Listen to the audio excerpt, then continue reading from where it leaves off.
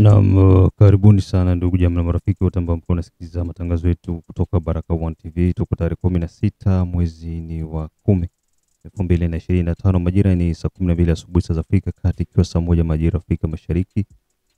Ndugu yako hapa the one and only town DJ P Rajab Akili Kabonga, baba la baba, mzee wa Ngwasu, mbani wanakurushia haya matangazo.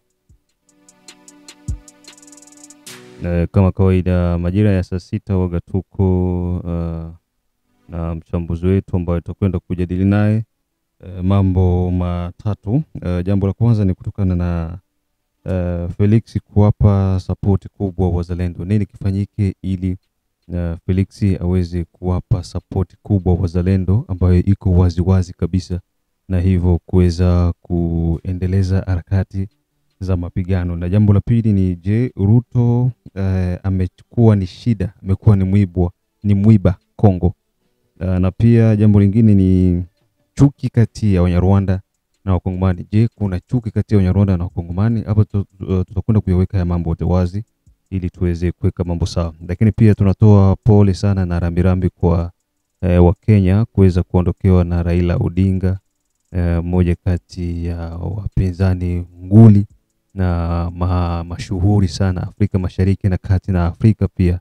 Alikuwa ni mpinzani wa kipekee sana, na hivi historia ya Kenya kwa upande wa upinzani ni kama inataka kupungua kasi. Kwa hiyo tuungane na mchambuzi wetu moja kwa moja tusikilize kuna nini ambacho tutakwenda kujadiliana nacho sasa hivi.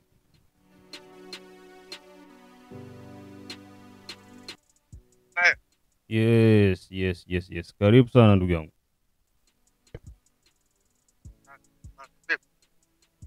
Sisi huku tuko guda, tuko njema, wanasema hivyo watoto Mama Samia, mitano tena. Mitano tena. Unaona? Tutoe kwanza rambirambi kwa Wakenya, na hii itakuwa kama ni kifungua kinywa chetu sisi wote. Rambirambi kwa Wakenya kumpoteza Raila Odinga, mmoja kati ya nguzo na nguli za upinzani barani Afrika na Kenya. Eske unahisi hivi Kenya upinzani unakwenda kupotea ama unalala sasa?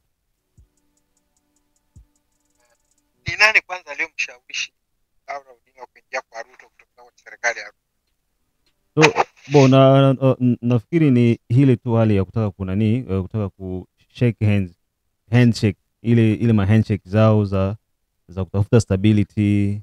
Maana baba akisema anasema. Sasa baba akisema tuache kwanza hii mambo, tunyamaze, watu wote wananyamazika. Lakini kufariki kwake ndio shida kubwa. Je, upinzani utaresiste Kenya ama ndo unakwenda kupotea kabisa? Hapa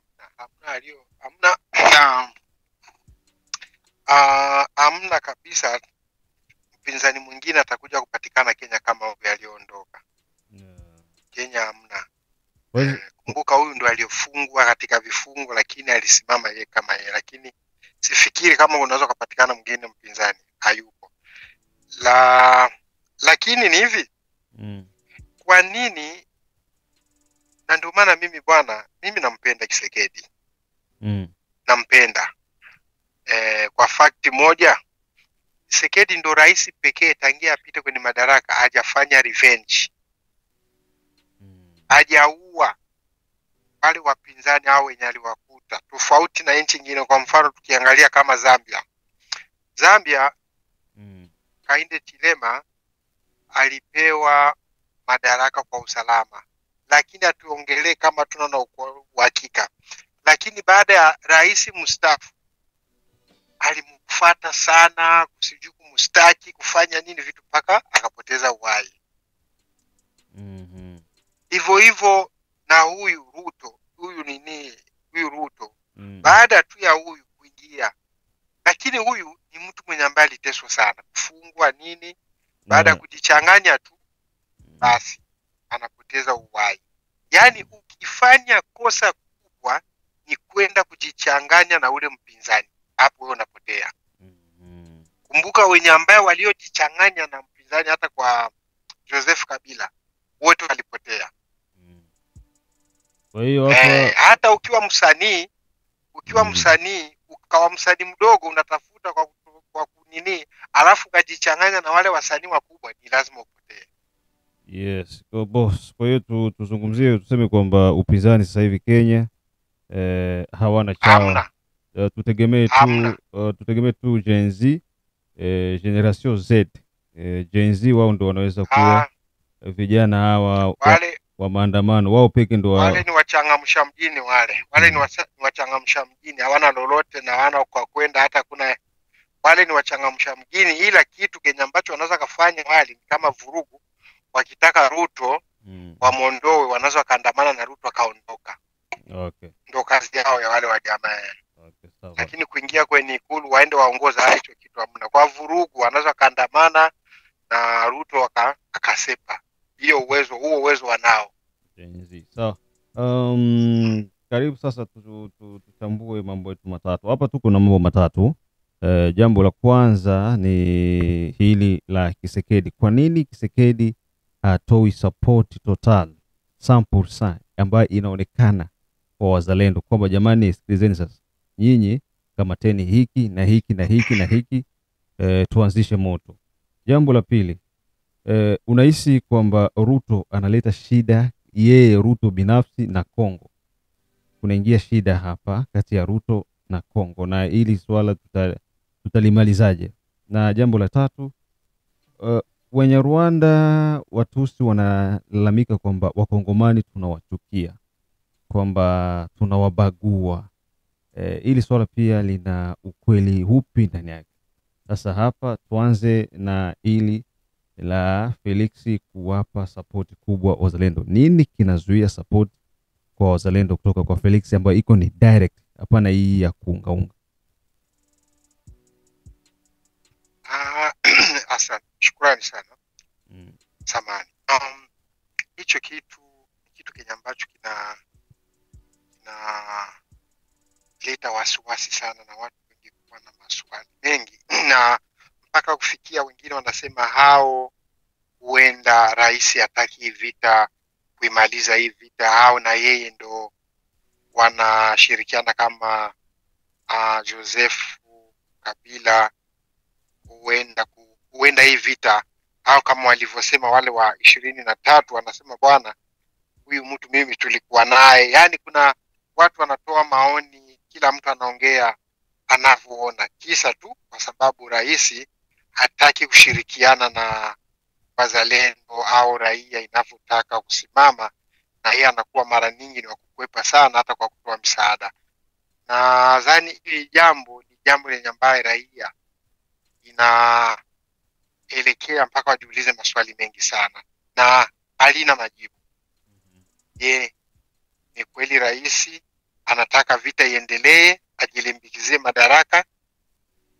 Hiyo ni moja. Au kuna mchakato gani kati yake yeye na Kagame?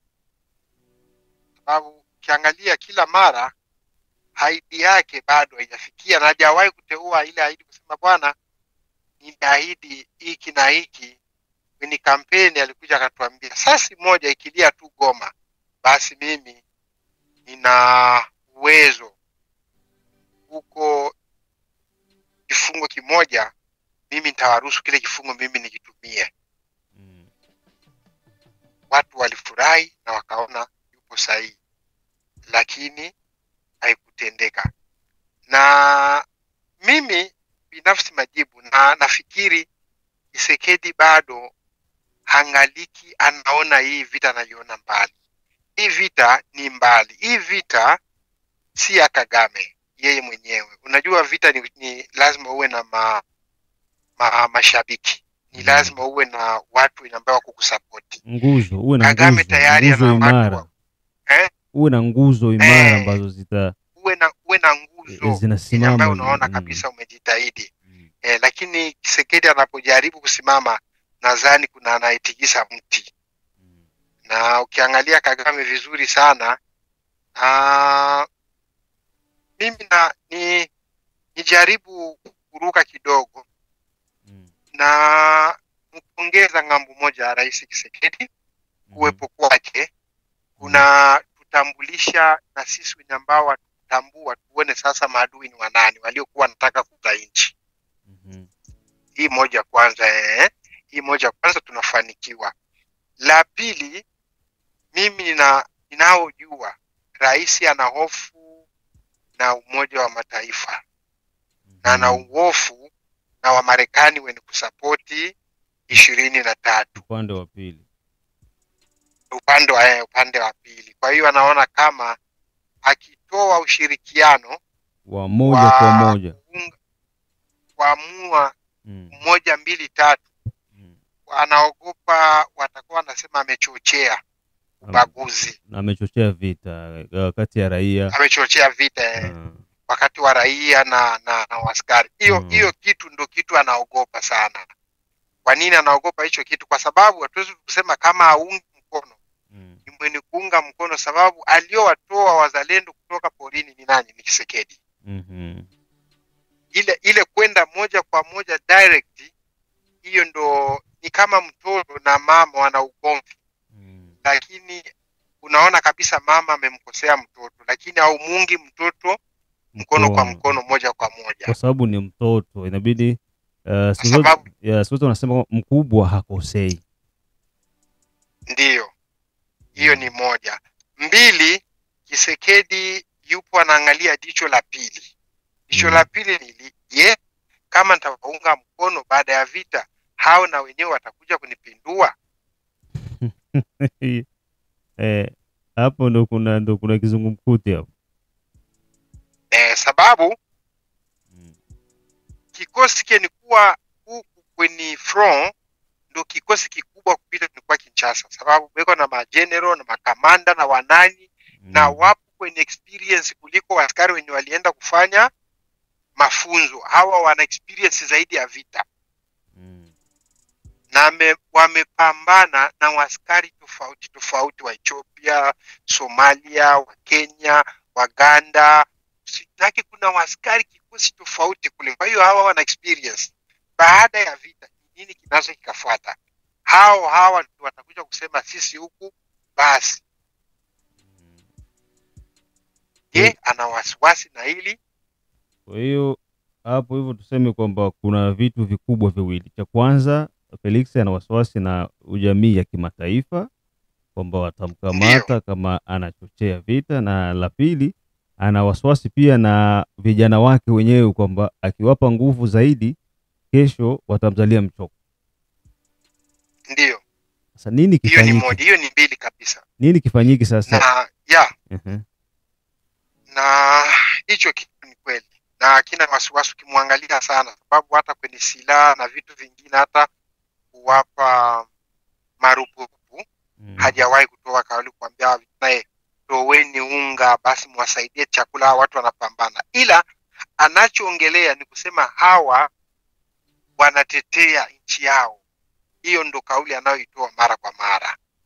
Kwa hiyo tuseme Felix yeye anawaunga mkono wazalendo kidiplomasia. Huku anawaunga mkono, anawatetea kidiplomasia, na ndio maana anataka vita aimalize kidiplomasia bila kutumia nguvu nyingi za silaha. Na ndio maana kauli ya kwanza kusajiliwa wazalendo ilitoka ni Kinshasa. Waanze kusajiliwa, waanze kujulikana. Ni nani aliyosema mpaka tangia lini wazalendo wasajiliwe? Ina maana kuna kitu ambacho rais alikifikiri itakuja baada ya vita, akipo sasa hivi, lakini baada ya vita tunavyoelekea hiki kitu kitakuja. Je, uwezo wa kuwamiliki hawa wazalendo Rais Tshisekedi anao? Nafikiri kama wanaamua kugeuka, nguvu hiyo anayo? Hiyo ni swali, tuache hapo. Rais akisha tukimalizana na hili swala la vita likisha kwisha, kuna mpango wa RAD. RAD ni hii hapa ya wazalendo, arme ya reserve ya defense, na ndio maana wamesajiliwa kwa sababu ya kutumikishwa ndani ya RAD. Sasa yule ambaye atashindwa sasa kukubaliana na serikali kuingia katika RAD, directly atakuwa amejengua na kuwa rebel. Hiyo ndio iko wazi hapo. Yote mwenye atakataa kuingia muradi deja anakuwa rebel. Si vita hapo, si vita itakuwa ishaisha. M23 si washatoka, mwenye anakataa sasa anakuwa ni adui. Nafikiri kwa mpango huo ningekazia hapo, niseme kwamba kwa upande mwingine magaidi Felix pamoja na serikali yake wana mikakato ambayo iko thabiti, na sio kila jambo ambalo Felix iko nalifanya kwa upande wa wazalendo ndo tunaweza tukaliweka wazi, lakini kuna mengi yanafanyika na vingi ambavyo viko vinaendelea kwa ajili ya kuwasupport wazalendo, na tukamatie hiyo hapo kama kumaliza kwa hii shida hii mada yetu ya kwanza. Hii ya pili sasa, kwa nini Ruto anajichanganya sana na kutaka kuleta beef kati ya yeye Ruto mwenyewe na serikali ya Kongo ama na Wakongomani?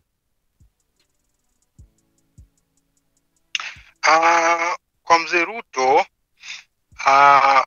Ruto aliingia kwa madaraka na tamaa.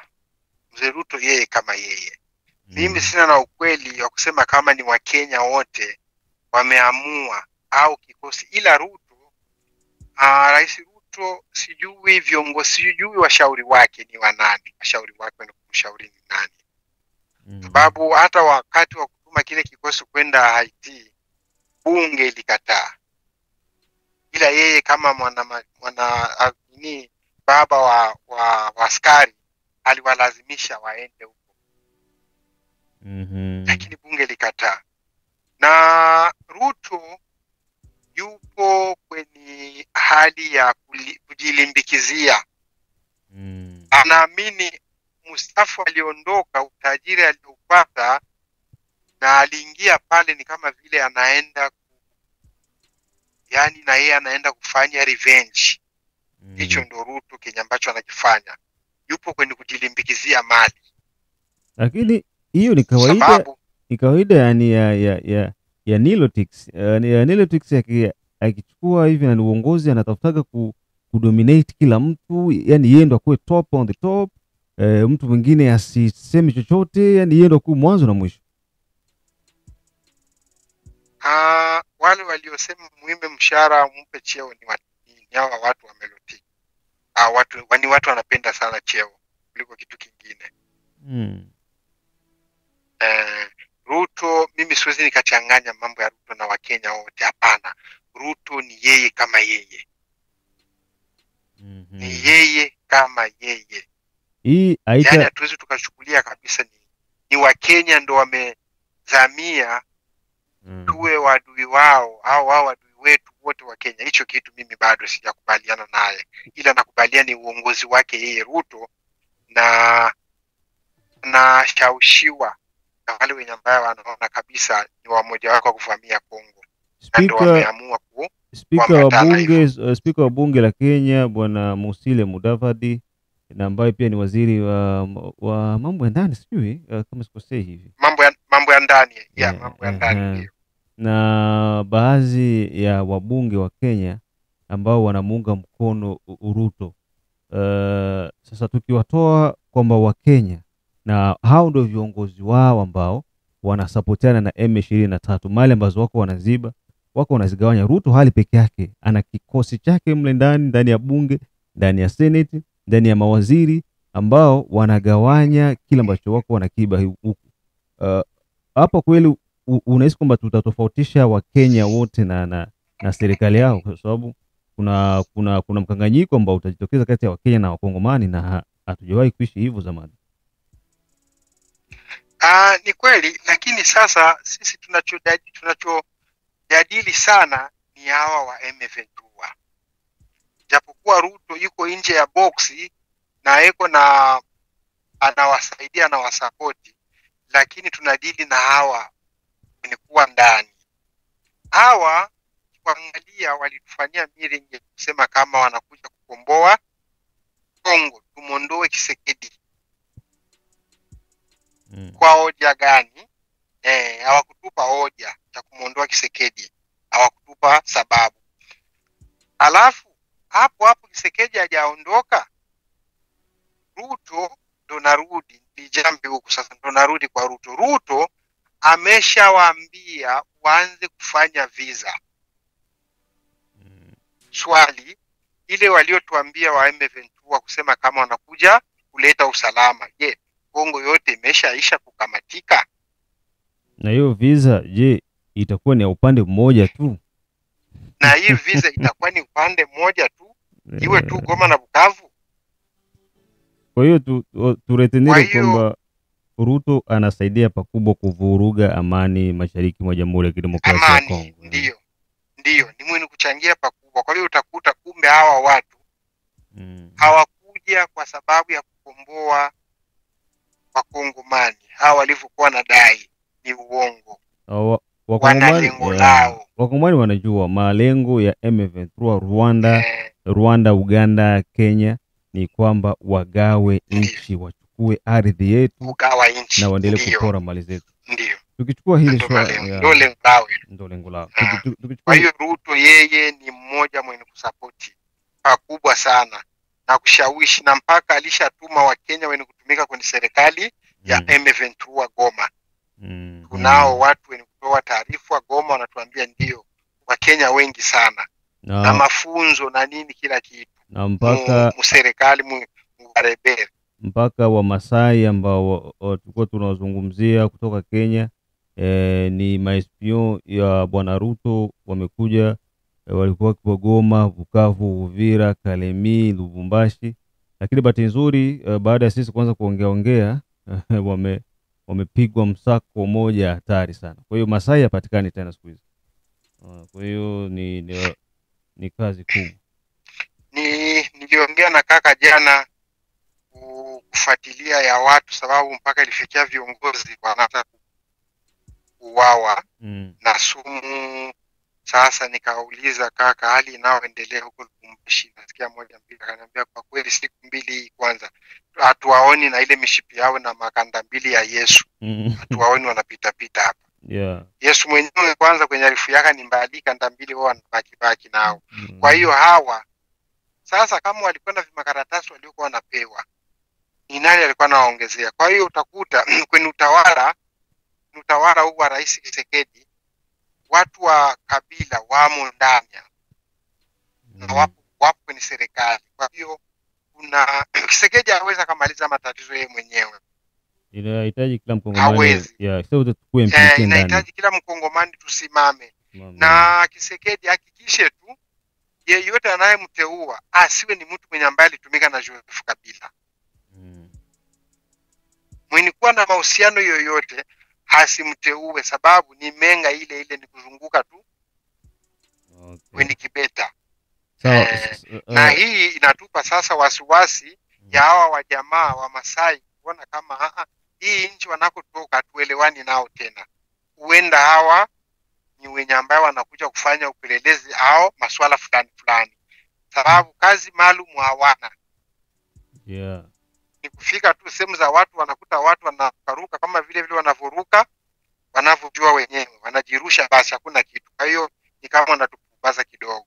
Kwa hiyo kwa Ruto, kwa kweli mimi Ruto yeye amejitoa mwenyewe, hala kutajwa na mtu, amejitoa mwenyewe, yani amejipakaza mwenyewe, tamaa yake ndio imemponza.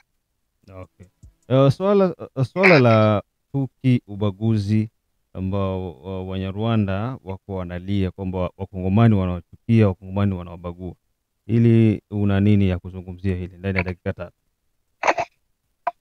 3? Kwa hili kweli naomba kwanza msamaha kidogo kwa wale wenye ambao watanisikiliza na wale wenye ambao watafuata kwa hiyo hoja unaniuliza. Kwa kweli niweke vizuri kwanza, sisi Wakongomani hatujawahi kuchukia wenye Rwanda. Narudi tena, sisi Wakongomani hatujawahi kuchukia wenye Rwanda. Ni kuchukia ama tuna shida na Watusi? Tuna shida na Watusi sisi. Sasa ukiwa unampiga mtu, unampiga mada ule, mnafikiri ule unampiga unamtandika makofi atakupenda au atakuchukia? Ndio kwa na shida nao, tuna shida nao. Neno muuliza bwana, unachonipigia ni nini? Yeye anaendelea kutandika tu. Neno kuchukia ni sasa itafikia muda bana, sawa tuseme kama tuna shida nao na hawa wajamaa. Wanatusumbua. Sababu Watusi wanaendelea kutua. Sio wenye Rwanda wenye kutua. Sisi tuna Wenyarwanda wale wenye ambao walikimbia Rwanda kwa ajili ya kunyanyaswa hawa kusombwa mifugo, kuchukuliwa ardhi. Unaona, wakati walijigundua wenyewe Wenyarwanda wanakuwa kama wamegandamizwa, na hawa watu walikuwa wanapewa support na wazungu. Hao jamaa waliamua wakaondoka Wenyarwanda, wakaingia Kongo na tukawapokea. Vita hakukuwa nini, ila tu ni kama tu ni kabila hawa Watusi walianza kuwanyanyasa Wenyarwanda. Sababu Rwanda kule kuna kabila nne, sio kabila moja. Kuna watu kuna Watusi, kuna wale wengine wanakuwa wanakaa vilimani, wapo ni kabila nyingi. Lakini Watusi ndio wenye ambao wanaonekana wanawamiliki wenyewe Wenyarwanda, wakaaji wa pale. Sababu wakati walikuja na mang'ombe yao huku walikuja kuwakuta Wenyarwanda wako pale. Na sisi na Wenyarwanda tulikuwa tuna uhusiano mzuri sana. Uhusiano mzuri sana. Hatujawahi kuwa nao na chuki. Lakini hawa ndio wanaokuja walivyokuja kupapikiza chuki ya kufanya sasa sisi tuonekane kama tunakuwa nao shida. Na kitu hiki bahati nzuri sisi tuko nacho makini sana. Sababu ndio fursa yenye ambayo wako wanaitumia bila kujulisha ulimwengu au bila kukagua. Wanasema tu tunachukiliwa. Ni nani alishaivamia Rwanda? Ni nani? Hayupo. Sisi tuna Wenyarwanda wamekaa miaka nenda miaka rudi. Kwenye serikali walitumika Wenyarwanda. Walitumika. Na wengine wakasoma na wengine na watoto. Kwa hiyo hii ni uongo, ila wanawatumia hao Watusi kama vile nafasi ya kuonekana kama wanakuwa yani huruma. Wanajifanya huruma na wenyewe ndio wako wanavamia. Ionekane kama ni kainchi. Hiyo ndio wanaitumia hiyo fursa sana. Ni kwa mfano leo mpaka leo wanatumia ile wanasema genocide ya Rwanda. Huyo ni upuzi. Ni Kagame ndio alitengeneza ile kusudi aendelee kujimingizia madaraka. Ni upuzi. Ni upuzi. Sababu ukiangalia hii genocide kisi iliyopita, ilipita ni kwa Wahutu tu. Haikuwa kwa Watusi. Na hivyo hata Wahutu wengi ndio walipoteza maisha wakati wa vita ya Rwanda. Wengi ndio wenye walipotea maisha. Kagame kikosi Kenya yako natuma sana Mkongo ni Wahutu. Watusi wote ni wakamanda. Na wenye kutoshwa kule wanaletwa Goma, wanahama Bukavu, wanatoka kule wanaletwa ni Watusi. Wahutu weko. Cha ajabu ni hivi. Cha ajabu ni sasa. Muone kile kufanyika kwenye Kagame. Anakamata Watusi. Muda huo anakamata, anadanganya. Anakamata Wahutu, anasema wakimbizi waliokaa muda mrefu sana. Wenyarwanda hawa. Wenyarwanda. Anawakamata Wenyarwanda wenye tunakaa nao, anawasafirisha asema ni wakimbizi warudie Rwanda. Na muda huo wakati anawasafirisha Watusi anawaleta Mkongo.